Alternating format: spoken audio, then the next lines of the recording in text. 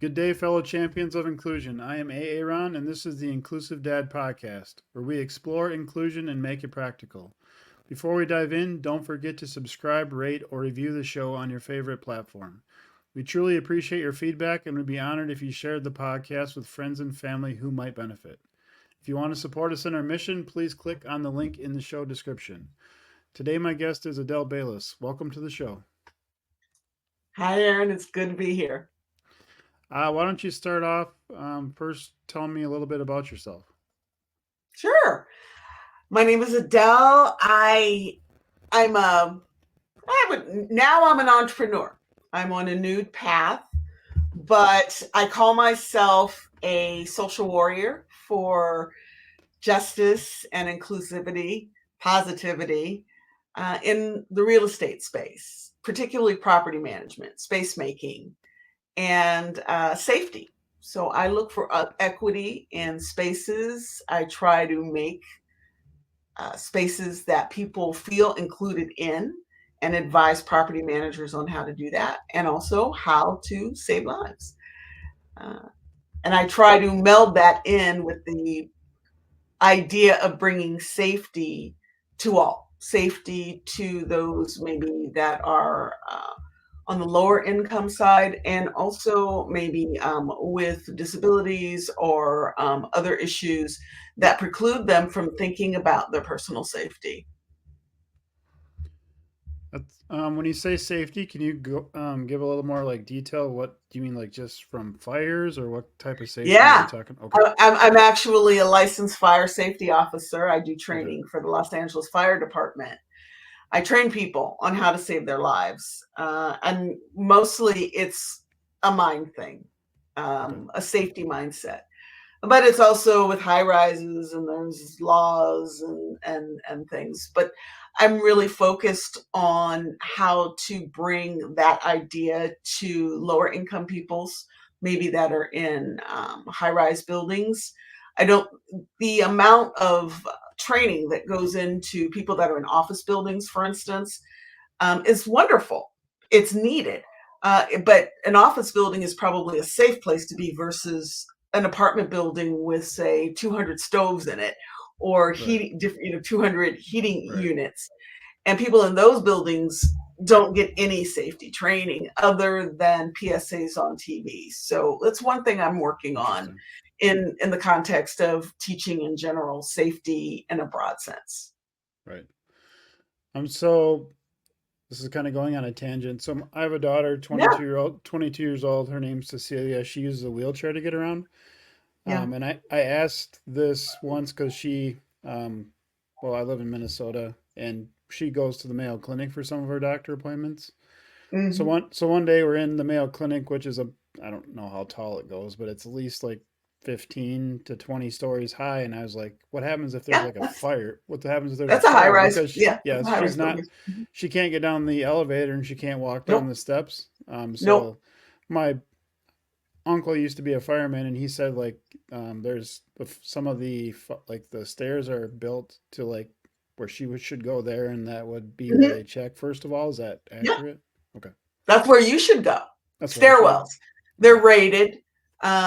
Depending, usually 3 hours, and stairwells sometimes longer. Hospitals are built to very specific safety standards. okay, United States, we have some of the best safety laws and codes sure, in the world. And you would not, in a hospital, it's going to be different because they have a lot of people who are immobile. So right, they're going to that's have true, different that's true, protocols, but generally you try to get your people that are able bodied out first, right, and then you take yours that, those that might need help. I'm actually working with a group and with a mother whose daughter has epilepsy, okay, and one of their tenants is safety in the house. And so I'm going to be joining her board to work on those issues sure, because it falls into my idea of safety being an inclusive thing. I feel that safety is a human right. It's the basic human right, right, because if you don't feel safe, so yes, there's that feeling, you're not going to be safe. So right, those two things go hand in hand, right? sure, So I want, so in the inclusive space, if you're not if you don't feel well in that space, you're not going to thrive. Right. You're not the same argument that may go for why we want to beautify our schools, why we want to make spaces nice. That's psychological on us. We perform better. So it's going to be the same thing if we are inclusive of the people that are coming in that space, because there's energy in spaces. Spaces give an energy. And my job, and what I try to remind property managers of, is we imbue the space. It's like you say, when like the leader at the top, and it flows to the bottom. So when there's a property manager, if that property manager is kind of mousy and doesn't say much, so the personality of that building and the space within that building is probably going to be on the quiet side, and it's going to kind of follow that property manager. Okay. So if that property manager is a closed-minded person, right. And when you've got all of these buildings now with this push for communal spaces, right? They've got these private buildings have public spaces in them where you can go, or they're encouraging you. We want you to come. We want you to come and study and, buy a coffee and hang out and bring your dog or whatever. They want that because of the vibe, right? Okay. Yep. So are they policing that space so they don't want persons who need assistance in that space? Or perhaps the certain color, the young school, or maybe there's an art school down the street, and they dress a little different, normal, they're not preppy, and maybe that manager in that public space is not crazy about that element, shall we say. So I am trying, what I try to do is talk to managers about where they're getting those ideas of who's acceptable to be in those spaces, right, and where the diversity of the space can really bring the energy of the space up and make it a positive, beautiful space that people want to come to over and over again. And then thus you create your issue of, you've got your space, your vibe, and you've got your people, and not just thinking about it with the visual. There you go. What is your definition of inclusion? My definition of inclusion is acceptance of self. I believe that the most inclusive people are those who have accepted themselves. Those who have not really come to terms with themselves and fully accepted themselves are not able to be inclusive, because we're all one. There's not much difference at all, but there's really no difference. It's minuscule.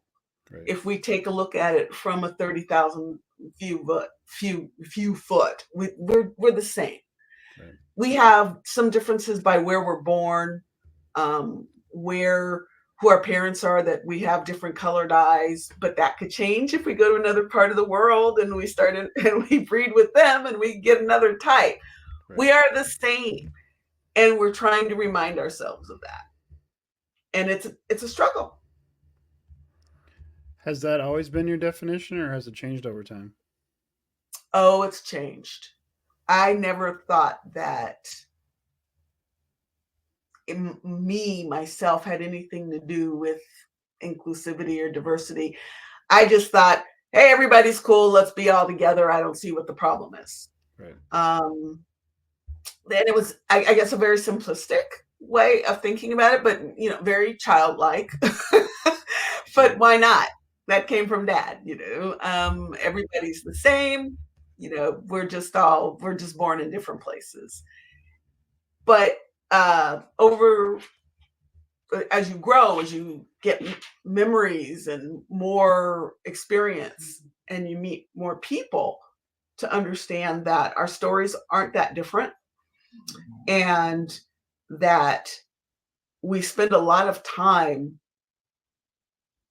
not remembering that we're the same. And all of our problems stem from that fact that we don't remember that there's no real difference between us. Right.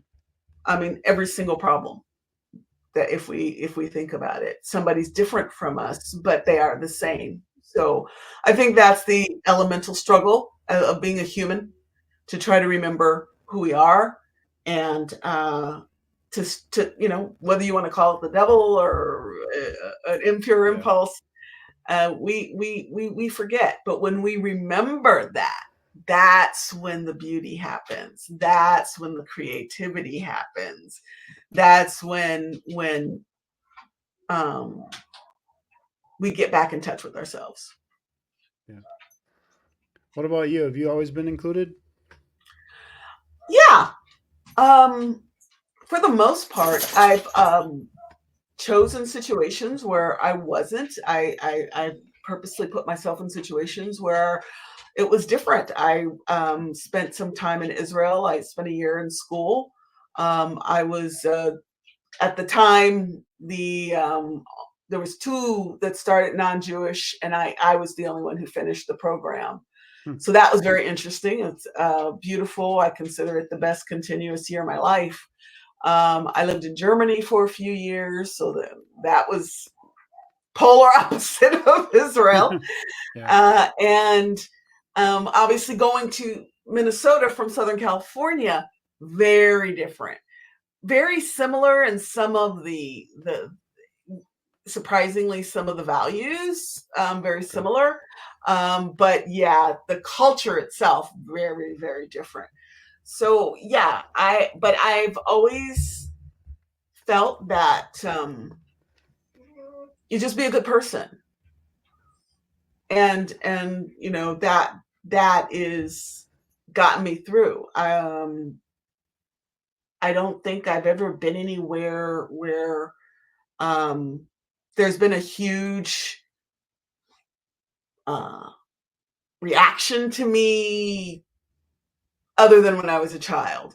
Um, but I realize that I don't present the way that a black person, that a lot of white people may have, or not even just white people, previously what the idea of what a black woman was. It's much improved in the last 5 years. But I've never presented that way, so I think that I was always kind of a safe person, and to talk to, um, but I didn't realize it at the time. Right. I didn't realize what was happening. I didn't realize the slights. I didn't see it. And my mother, people have to tell me, and you learn it over Right. time. But you learn that most people don't have any idea. They really don't. And I understand that when I say I'm a racist too. I've said, if you understand what a racist is, if you understand if you have preconceived ideas of someone, but that doesn't mean that you can't undo those ideas, but you have to work at it. For sure. And also, you have to remember that being a racist doesn't equally make someone bad. Being someone who prejudges, that doesn't make that in and of itself does not make them a bad human being. And we've done that in our society, so people get all bent out of shape. Oh, what? I'm not prejudiced, I'm not racist, I'm not this, I don't do those things because that makes me a bad person. No, actually, some really terrible, ugly racists, gave to the poor. They were actually nice people, Right. but it didn't extend. This thing didn't, that thinking didn't extend here. Extend your thinking, because you're capable of it. You're Yeah. stopping for whatever reason, Sure. whatever that fear is, to remind you why would someone say they have an issue with with someone who has physical disabilities? There are people like that. I can't see that. I don't want to see that. I'm like, what? Excuse me? Yeah. What does that mean? This is a human right here, a human that deserves your respect. And why wouldn't you just give them the decent respect to see them Yeah. as who they are? As I had this very uncomfortable conversation with two girlfriends. We went to dinner, and I can't remember what got us on it, but we got into the he, she, they, them gender pronouns, which I'm known in my circle as a user of them, early adopter. And they said, "Wow." So one friend was, "Ah, what is this?" And the other friend was, "This is great." So they looked at me and they said, "What's this? What's the deal? You call it." And I said, "Okay." I think of it the same way that I think of something such as the people that insist on not saying Kamala's name properly. Her name is Kamala. My name is Adele. Your name is Aaron. If someone would say, "Oh, hey, Arena, hey, a dork," Mhm. and constantly insist on denying us our chosen name, you're denying me. So when someone tells me who they are, I feel that it is my respect to give them and use the name that or the pronoun that they've asked me to. I had an assistant for years. She was Mrs. Drake, and she insisted on, but her first name was Pamela. But if you said Pam, oh no, Mhm. and people would be like, "Whoa, stop! My God, I used Pam. She took my head off." She went, Mhm. "No, it's Pamela." And I said, "She didn't take your head off. She was just telling you that's her name." Right. Well, 100% got it. Had another guy who worked for me. His name was Rodney. He preferred Rod. Yeah. Pamela insisted on calling him Rodney, even though he preferred Rod. And I said to her, "No, no, no, no, no, no. You prefer Pamela. That's your name. He Sure. prefers Rod. That's his name." Right. Same idea. I'm a she, her, hers. Wonderful, fabulous. If someone wants to be a they, their, them, great. Why do we have a problem with this? Why do we have a problem when people want to tell us who they are? Right. And why do we have a problem hearing it? And that is an us problem Yeah. more than Absolutely. anything. So what was before we started recording, you talked a little about your experience in Minnesota. Do you want to share a little bit about Oh, your yeah. experience in Minnesota and things Yeah. you came across? Minnesota, yeah. I built my career here in Los Angeles in real estate, commercial real estate. Translating there was very different. I was very much one of the lone senior figures in and commercial property manager, person of color in the state, which was fine. And I realized it, but I didn't realize it. And working, I started since I was really, in most cases, the only person of color that a lot of my colleagues knew. They kind of brought me in on doing DEI stuff, and they started, "Hey, Right. can you talk to us about what can we do about diversity? Can we get you to go and try to recruit at the local universities for real estate?" And I said, "Yeah, I'll do that, but I feel very strongly that we should start in the high schools." I felt that there was not a pipeline for people of color to commercial real estate, period. Um, and that part of the way that we got around that would be to get young, smart people interested at an earlier age, because it's a field that most people, if your name's not famous, you don't plan to go into real estate. Right. It's like, you kind of like, "Well, I was working temporary and I liked it." That's kind of so I said, we kind of got to go out on a campaign, and let's go out and get some of these smart kids that are out there. I'm convinced that the cure for cancer, the cure for a lot of what ails our world, are locked in the brains and the hearts of young children that we are not valuing. We are not nurturing them. We're not educating them. We're not taking what's in their brain, the creativity, and putting it to good. We're allowing the streets to take it, criminals, drugs, whatever you want to call it, loneliness, mental illness. We're allowing all these things to take the brilliance that are in these minds. And I'm advocating for us to go younger, to go especially in underserved communities where those kids aren't used to people valuing them and saying, you have a path, you have something that can help us. You are part of us.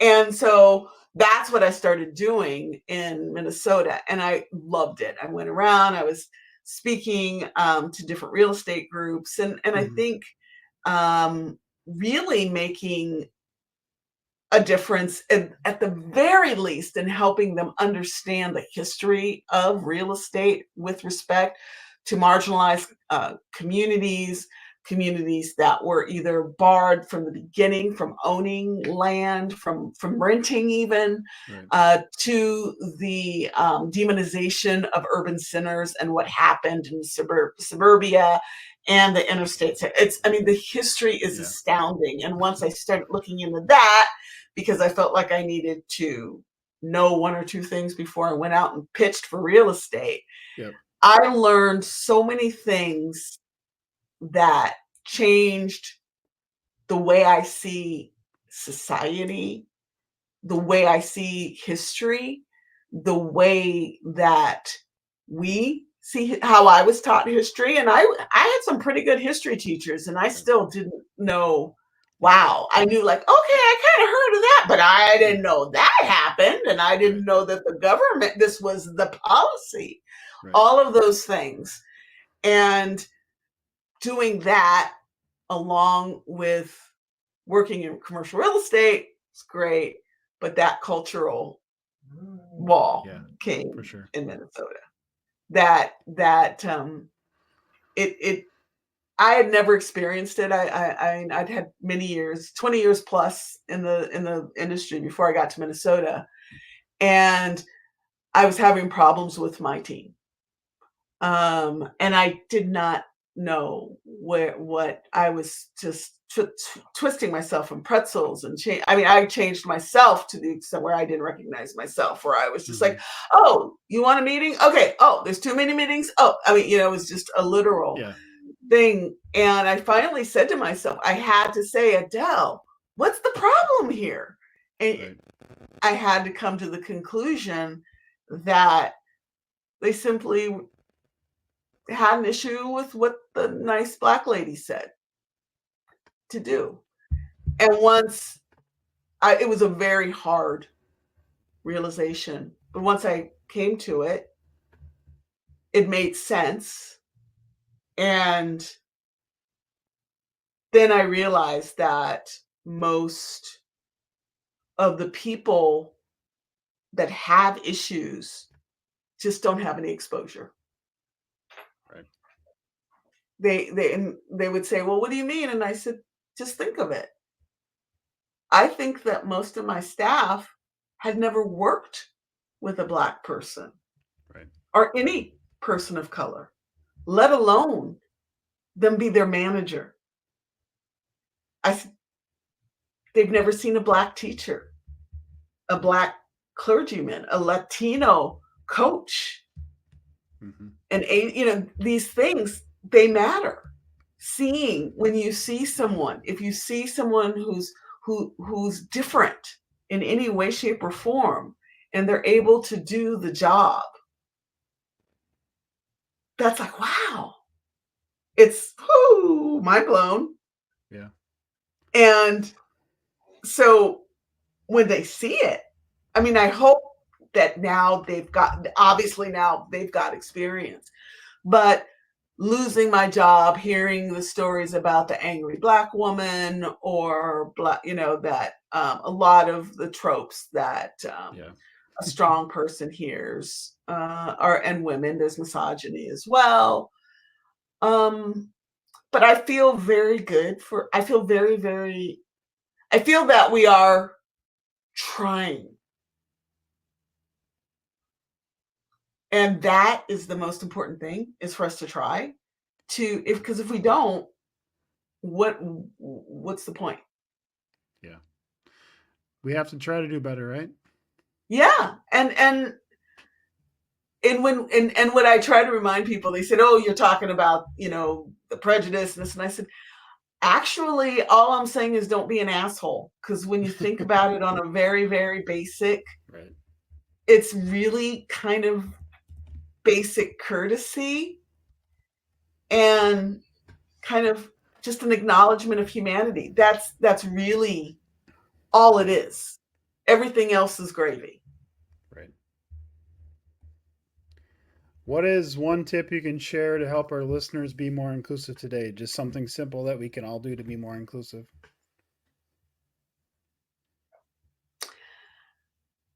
Really simple. My dad used to say, walk a mile in someone else's shoes before you worry about or you say anything. Mm-hmm. Just think about it from their perspective. Just take 10 seconds before you respond when you think you're going to be angry or judgmental, or even before you praise someone. Give it Yeah. 10 seconds and see. And then move forward. If you can see it a little bit from their perspective, then you're halfway there. Yeah. That's great.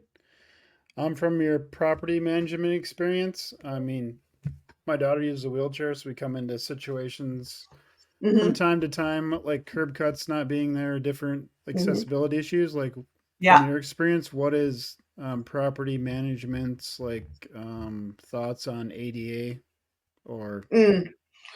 I have to tell you, in the beginning, when I started in real estate, it's right after ADA was supposed to be okay, implemented, and I remember yep, my boss gave me this huge thing that I had to type, and I did not understand what it was about. Of course, hey, 30 years later, I can tell you what it's about. ADA is actually wonderful, and we love it in the sense that because that means people can get into and around our property easily. right, Where it becomes difficult, which is the hardest part, is when there's a retro, when we're retrograding something. okay, When we build it new and you can do it, then it's great because you've got your curb, you've got everything. But when you've got a pre-existing situation, that's usually right, where we run into the problems. Like, hey, there's a big column there. We can't enlarge the door to right, fit the air. We can't. We won't have a turnaround. All of those things. They're grandfathered in a lot of cases, but that doesn't help you when you're there and you need to yeah, be when you need yeah, to get somewhere. Minnesota was great because of the snow. You have a lot of the doors have auto helps. You go other places, they don't have that. That is not called for by ADA. It's just it's a nice thing, and a lot, we as property managers do it because we're trying to make your experience yep, as pleasant, as easy as we want you to go like, oh, that was great. We don't want you to have any issues. right, So the curb cuts, though, what I like is the city will come and do it. They don't like for managers. We'll do it. yeah, We'll do stuff when the city's not looking. Okay, it's Saturday. All right, you guys, when we know something, like if it's on our property and it's like yep, they can't take care of it, sometimes we'll get slapped for that. But for the most part, no. We we love the ADA, but what isn't is when you have the gadflies who go around and kind of take a ruler out, and that's more of usually a function of the property not having a lot of money, or being fighting with the owner, like, come on, give me some money, because we're all about trying to make it fit to the laws. right, Whether or not you have an owner that gives you the funds to do that, is another story. One of the things that would be the difference for me, you can tell any establishments you go to, if they're willfully not making sure that their floors are even, that their coefficients, like some places have slippery floors even. Right. And if you're a certain like me, I'm totally, that's why I had to leave Minnesota. I am clumsy as heck. I know I was just gonna go, like flying on the ice. So, Right. that they get told, hey, this is an issue, and they don't fix it. Those Right. are the ones that you want. Most of them, they're going to take care of it. Yeah. So keep an eye out for those, and then support those businesses, because it can get expensive for the smaller businesses that, like I said, For sure. have those pre-existing conditions around Yeah. their businesses. It's like I want them to stay in business, but then I want it to be accessible too. Yeah. Yeah. No, I mean, all that makes sense to me. It's just for us, my daughter likes going to concerts. So there's one of my stories is we go to the, what's the Eagles Club close to Eagles Club, I think they call them, close to our house. We walked over there. One of the bands she likes was playing. So to get out to where they were playing, they had it all Hmm. fenced off. So you had to go through Yeah. into the building and then out the back door to the parking lot. Well, it was like a Hmm. 6 to 8 inch drop off, no curb cut. So their solution was like this handmade, janky wooden ramp that was barely wide enough for her chair to go down and had a big Mm. hole in it.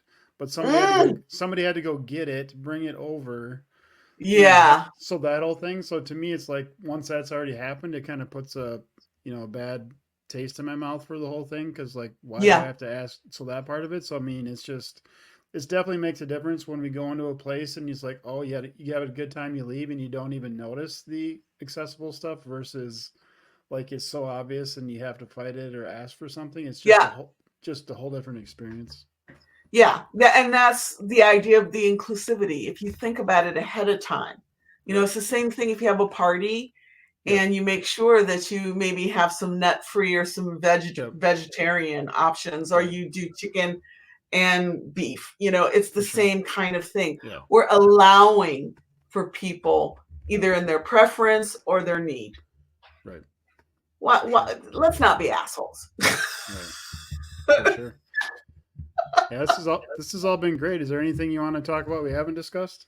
Uh, well, I'm really thinking about um, right now, as I mentioned earlier when we were talking, my son is he's on the spectrum. Yep. He's got Asperger's, and he's very high functioning, but he's so high functioning that he's in that niche that's could maybe be normal and quite not. Okay.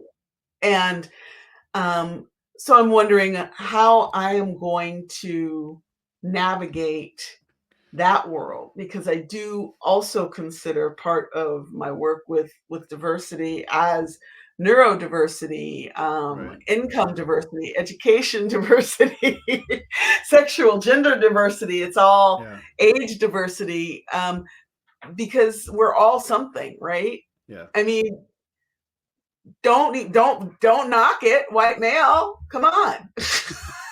Yeah. Yeah. it's For it, sure. and yeah, this is a big part of our society. I mean, Yeah. and we all have strengths to bring together, Right. and to make this work, to make this what I call this big experiment, this big, what they call the big blue marble, to make that work. There you go. Ready for the last question? Sure. Do you like spam? Yes or no? I have never had spam. Never had it. Never had it. Well, the reason Never I asked had it. that is in Austin, Minnesota, where I live, is Hormel, and that's where they make spam. And there's a spam museum, so you must not have visited the spam museum on your I end. did not. That's right. No, but I will say that my husband is he is a spam fan. So There you go. There you go. I not so much. I'm not. Yeah. I'm more on. I lean a little bit more towards vegetarian. That But spam is it, definitely not vegetarian. So no. But one thing is, I remind people all the time about Minnesota. And they're like, "Oh, there's a lot of stuff there." I go, "Oh, there's a lot of ingenuity in yeah, Minnesota." for sure. Oh yeah, Where's the absolutely. best place for everybody to connect with you? For me, I am on Instagram, Okay. and for me, just Google me. I'm on there talking about Sounds real good. estate, doing things. One of the big things I like to do is the speaking to the real estate groups. Sure. I did a big partnership with a real estate group in San Francisco.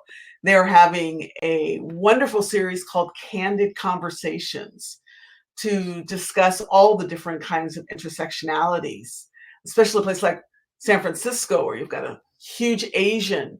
population, Yep. you've got a huge LGBTQ plus, you've got blacks, you've got whites, you've got all kinds, you've got a lot of Europeans in Northern California. Right. So you've kind of got all of these wonderful, and all it was people sharing their thoughts, hopes, and dreams. Yeah. It's beautiful, and I hope that companies do more of it. I think that what I'll say is companies know that their customers are all mixed up. Yeah. They know that. And that's one of the reasons why you see the commercials that you see. And when they see that, that means that's the way it's going to go. Right. So when you see those inclusive commercials, it's not because the left is screaming at them. It's because all of their research is telling them these are going to be your customers. Yeah. Well, thank you so much for being on the show today. I appreciate it. Oh, it's my pleasure, Aaron. To all of you listening, thank you for joining us on this episode of the Inclusive Dad Podcast. If you enjoyed today's conversation, please subscribe, rate, or review the show. Your feedback helps us connect with more champions of inclusion. Remember to share this podcast with friends and family who might benefit. If you want to support us in our mission, please click on the link in the show description. Together, we can make the world more inclusive. Until next time, stay empowered and be a champion for inclusion.